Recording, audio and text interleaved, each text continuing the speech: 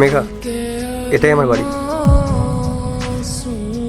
তুমি আমাকে বিয়ে করবে তো? তুমি তো সবকিছু নিজের চোখেই দেখলে। এরপরেও তুমি আমাকে আগের মতো ভালোবাসবে তো?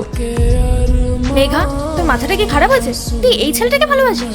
এর পরিস্থিতি দেখ, কিরকম ছেঁড়া ফাটা জামা পরে আছে। আর তুই কি বলেছিলিস যে তোর বয়ফ্রেন্ড নাকি অনেক বড় লোক, অবস্থা খুব ভালো।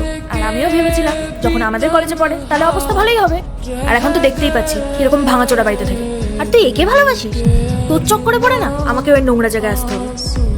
স্নেহা, তুই ভদ্রভাবে কথা বল। আর মনোজের ব্যাপারে আর একটা উল্টোপাল্টা কথা তুই বলবি না। আমি কথা বলছি ওর সাথে।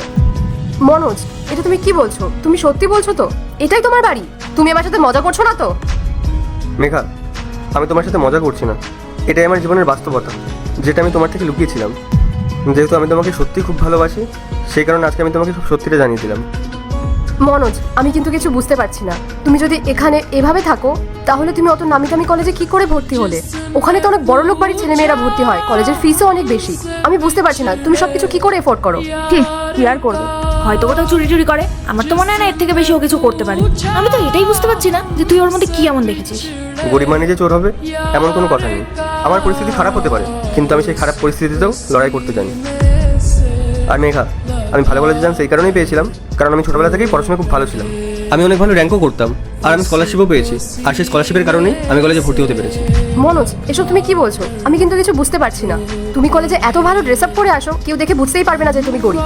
অথচ তুমি এই ভাঙাচোরা বাড়িতে থাকো। তুমি আমাদেরকে মিথ্যে বলেছো। কেন লুকিয়ে গেছো আমাদের থেকে সব?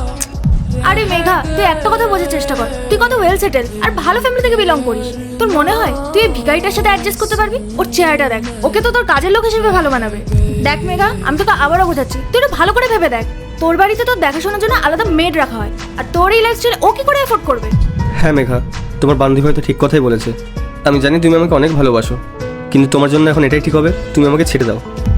আমি কিছু মনে করবো না। আসলে ভগবান আমার জীবনটা প্রথম থেকে অসম্পূর্ণ রেখে দিয়েছে। প্রথমে তো এই গরিবের জীবন, আর তারপরে আমার ভালোবাসা। ছাড়ো, বাদ দাও এসব। মেঘা, আমি তোমাকে বলছি তো, তুমি অনেক ভালো ফ্যামিলি থেকে বিলং করো, আর তুমি অনেক ভালো ভালো ছেলেও পেয়ে যাবে। শুধু শুধু আমার জন্য নিজের জীবনটা নষ্ট করো না। মনোজ, আমি বুঝতে পারছি না যে এখন আমার তোমাকে কি বলা উচিত। আমি তোমাকে এত ভালোবাসি, তুমি আমার থেকে এত বড় একটা সত্যি লোকালে। মনোজ, তুমি কি ভেবেছিলে তুমি আমাদেরকে এখানে নিয়ে এসে তোমার আসল পরিস্থিতিটা দেখাবে আর আমার তোমার প্রতি ভালোবাসাটা শেষ হয়ে যাবে?